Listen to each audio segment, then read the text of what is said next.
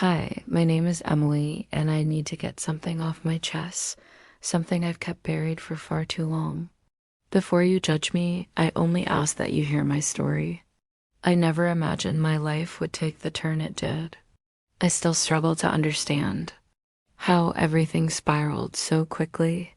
It's a memory that haunts me to this day, something my husband made me do that changed the course of my life forever. It all started a few years ago. My husband, John, and I had been married for almost 10 years. Like most couples, we had our fair share of ups and downs, but nothing prepared me for what was coming. John used to be a kind, loving man, but over time he changed. He became distant, cold, and more controlling.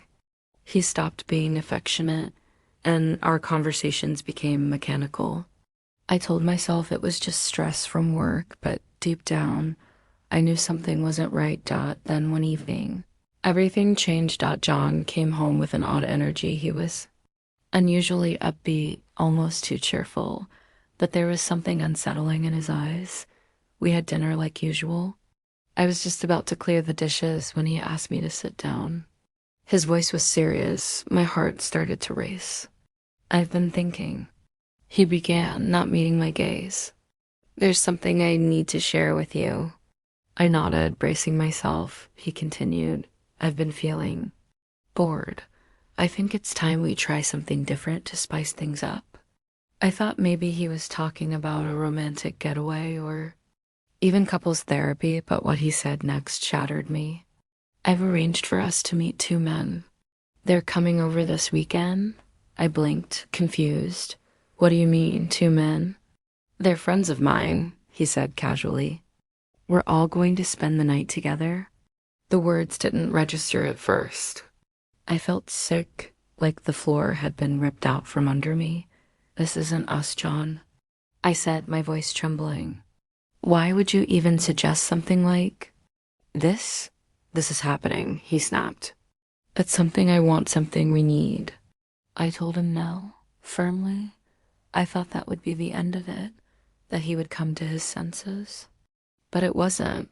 Over the next few days, John became colder, more withdrawn. He barely spoke to me unless it was about the plan.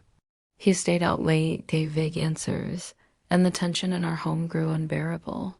I felt isolated, trapped up by Friday. Dread consumed me. He was still set on it. I thought about leaving, packing a bag, disappearing, but I didn't. I still clung to the man I used to know. I hoped this was just some bizarre phase. I wasn't ready to give up everything we had built. Saturday came far too quickly. At 8 p.m., the two men arrived. Strangers, sitting in my living room like old friends of my husband. I didn't even know their names. My stomach churned. I sat on the couch, paralyzed.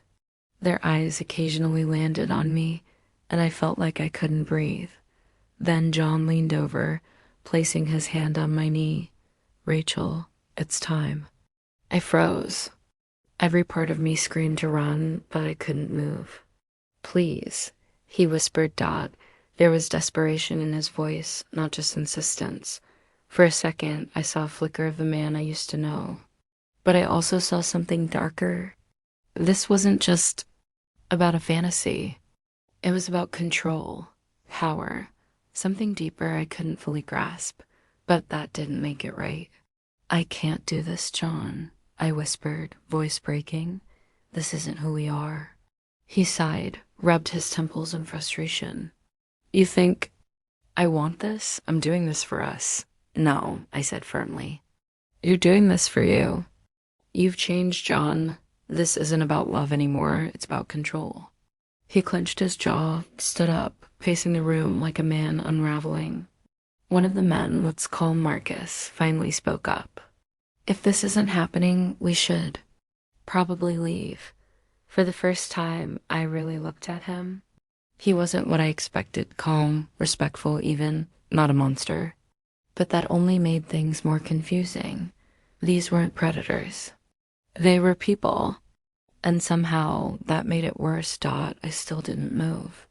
Then John spoke again, quieter this time, but with finality. "If you leave, we're done. It felt like a knife to the heart. "I've given you everything," he said coldly. "This is the one thing I ask for in return." I stood, shaking but resolute. "This isn't love, John. This is manipulation." His eyes flashed with anger. He muttered something under his breath as I walked toward the door, something like, "You'll regret this." Maybe I would. But I couldn't stay. I wouldn't let anyone, especially someone I once loved, force me into something that broke my soul. I stepped outside. The cool air hit my face like a slap. I felt relief, grief, and panic all at once. I walked. I had no idea where I was going.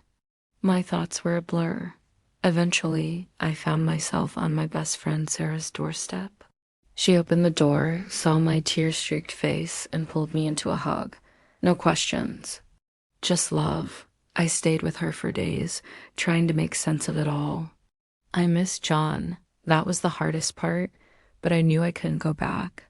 Something inside me had snapped. John called voicemails, swinging between apologies and rage. I didn't answer. Eventually, he stopped trying. Months later, I filed for divorce. It was the hardest decision of my life, but it was the right one because I finally understood something. I deserve better. Love is not supposed to feel like pressure, shame, or fear. It's supposed to be built on trust, mutual respect, and care, not control. I still think of John sometimes, of what could have been, but I'm learning to let go, slowly, surely, one day at a time.